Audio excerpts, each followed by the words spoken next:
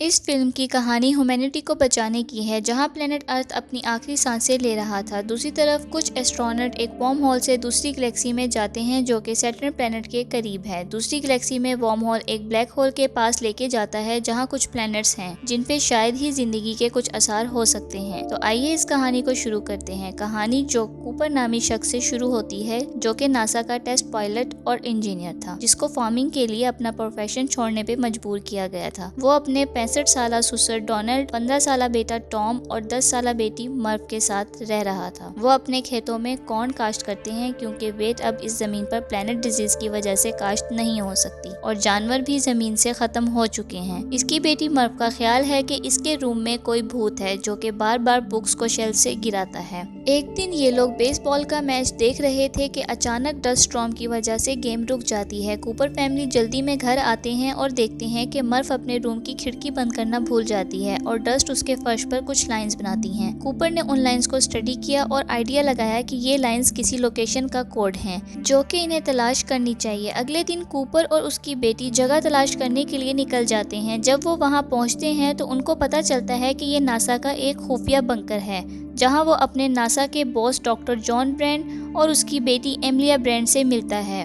फिर वो उसे बताते हैं कि वो एक स्पेस मिशन पे जल्द ही जाने वाले हैं। इस मिशन में वो सैटर्न के करीब एक वर्म होल से गुजरेंगे जो कि इन्हें दूसरी गैलेक्सी में लेकर जाएगा, जिसमें 3 रहने के काबिल प्लैनेट्स हैं। इन 3 में से 2 प्लैनेट्स गारगेंटुआ नामी ब्लैक होल के गिर्द चक्कर लगा रहे हैं। 10 साल पहले इन्होंने 12 एस्ट्रोनॉट्स भेजे थे, जिनमें से 3 एस्ट्रोनॉट्स ने सिग्नल वापस भेजा था। इस वक्त नासा के पास कोई पायलट नहीं है और वो कूपर को इस मिशन पे जाने के लिए मनाते हैं। उसको मुतमईन करने के लिए वो इसको मिशन के 2 प्लान्स बताते हैं। प्लान ए में वो इस ग्रेविटी की इक्वेशन सॉल्व करके इस बंकर को स्पेस स्टेशन बनाना चाहते हैं जो सूरज के गिर्द ऑर्बिट में दूसरे प्लैनेट्स की तरह चक्कर लगाएगा। प्लान बी में वो उन प्लैनेट्स में से किसी एक पे शिफ्ट होने का बताता है। कूपर ये प्लान सुन के मिशन पे जाने के लिए एग्री हो जाता है। अगले दिन कूपर मर्व से प्रॉमिस करता है कि वो वापस आएगा और जब वो वापस आएगा दोनों सेम एज के होंगे। वो टाइम को कंपेयर करने के लिए उसको अपनी वॉच देता है, जिसपे मर्व उसे कहती है कि उसकी बुक्स ने उसे मोर्स कोड में मैसेज भेजा है जिसका मतलब है रुक जाओ।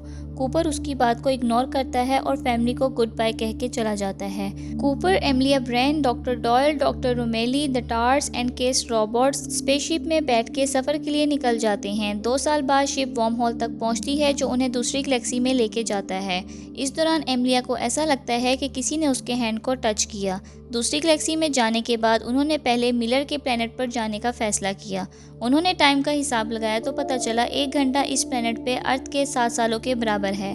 रुमिली ने शिप पे रुक के ब्लैक होल को स्टडी करने का फैसला किया और बाकी केस को लेकर चले गए। जब उन्होंने प्लेनेट पे लैंड किया तो वहाँ उनको मिलर की टूटी हुई शिप मिली। 1 घंटा 7 साल के बराबर से उन्होंने हिसाब लगाया कि इसको मरे हुए अभी बस 1 घंटा ही हुआ है, जबकि उसने ये सिग्नल अर्थ पे 10 साल पहले भेजा था। सबने जब दूर देखा तो उनको पहाड़ जैसा कुछ नजर आया, लेकिन थोड़ी ही देर बाद पता चला कि वो पहाड़ नहीं बल्कि सुनामी की एक वेव थी जिसने मिलर को मारा था और वो हर 20 मिनट बाद आती है। सुनामी के टकराने से पहले एमिलिया को के शिप में ले आता है, मगर डॉयल डूब जाता है पानी में। शिप के इंजन में पानी भर जाता है। इससे पहले दूसरी वेव आती, कूपर ने किसी तरह शिप को स्टार्ट किया और वेव के साथ साथ शिप को उड़ा के ले गया। जब वो वापस आए तो पता चला कि उनको गए हुए 23 साल गुजर गए हैं। वो टाइम का अंदाजा सही तरह नहीं लगा पाते। इस दौरान बहुत से मैसेजेस अर्थ से उनके लिए आते हैं, लेकिन वो मैसेजेस वापस अर्थ पर नहीं भेज सकते थे। कूपर ने जब वॉइस मैसेजेस सुने तो वो रो पड़ा कि उसके बच्चे बहुत बड़े हो गए हैं और डोनाल्ड मर गया है। अचानक से मर्व का एक मैसेज आता है जिसपे वो बोलती है कि तुमने अपना वादा पूरा नहीं किया। आज मैं उस एज की हूँ जिस एज में तुम अर्थ छोड़ के गए थे। दूसरी तरफ जमीन पे मर्व डॉक्टर ब्रैंड के साथ ग्रेविटी इक्वेशन सॉल्व करने पे लगी होती है। मर्व को पता चलता है कि डॉक्टर ब्रैंड मरने वाला है। जब वो उसे मिलने जाती है तो वो उसको बताता है कि प्लान ए झूठा है और उसने उनसे झूठ बोला। वो ग्रेविटी की इक्वेशन को सॉल्व नहीं कर सकते। ये कहते ही वो मर जाता है। मर्व एक वीडियो मैसेज में एमिलिया को उसके बाप की डेथ के बारे में इन्फॉर्म करती है और सारा सच बता देती है। वीडियो देखने के बाद वो डॉक्टर मेंस के प्लेनेट पे जाने का फैसला करते हैं क्योंकि उसके सिग्नल्स एडमिन के प्लेनेट से ज्यादा प्रॉमिसिंग हैं। एमिलिया एडमिन के प्लेनेट पे जाने का कहती है क्योंकि वो एडमिन को पसंद करती है, लेकिन कूपर इनकार कर देता है क्योंकि उनके पास सिर्फ एक प्लेनेट का ही फ्यूल है और अगर वो दोनों पे गए तो वो अर्थ पे वापस नहीं जा सकेंगे। जब तक मर्व का मैसेज उन तक पहुंचता है वो लोग मेंस के प्लेनेट के लिए निकल चुके होते हैं।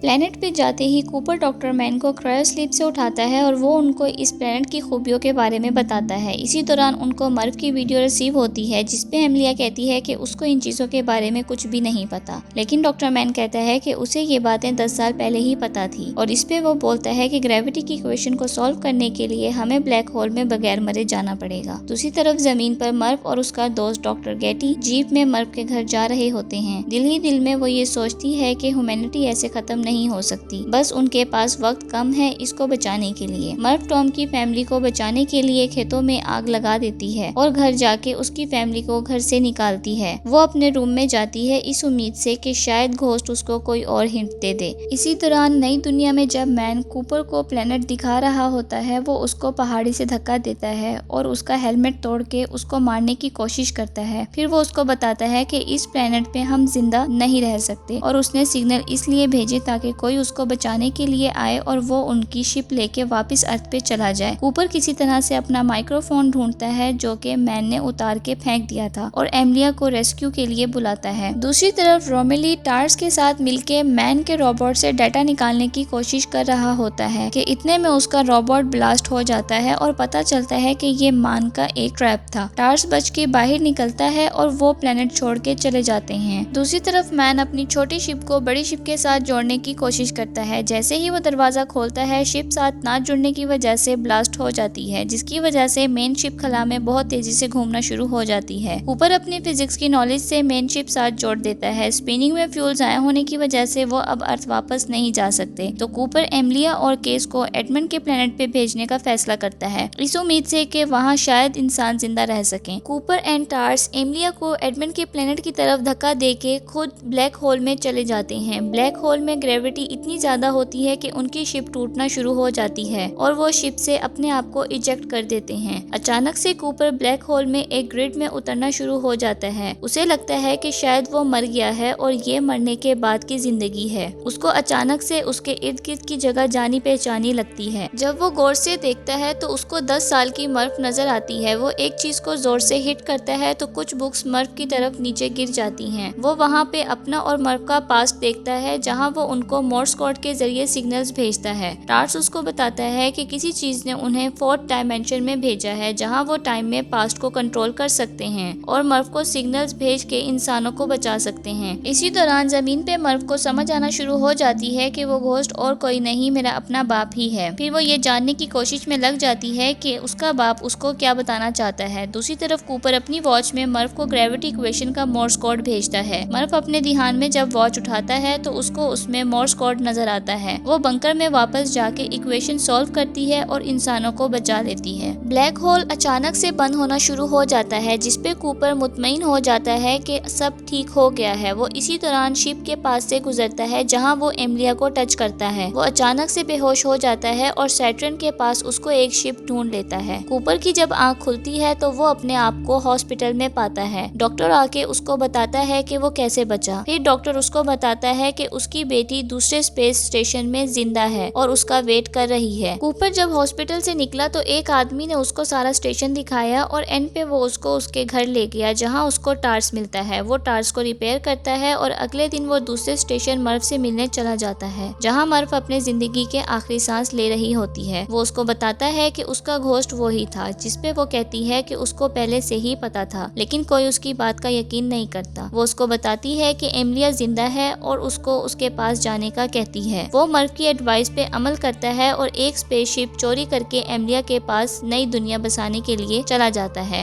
एट द एंड जब एमिलिया उस प्लेनेट पे पहुंचती है तो एडमंड को मरे हुए कई साल गुजर जाते हैं। वो उसको दफना के खुद क्रायोस्लीप में जाने की तैयारी करती है इस उम्मीद से कि कोई उसको बचाने आएगा।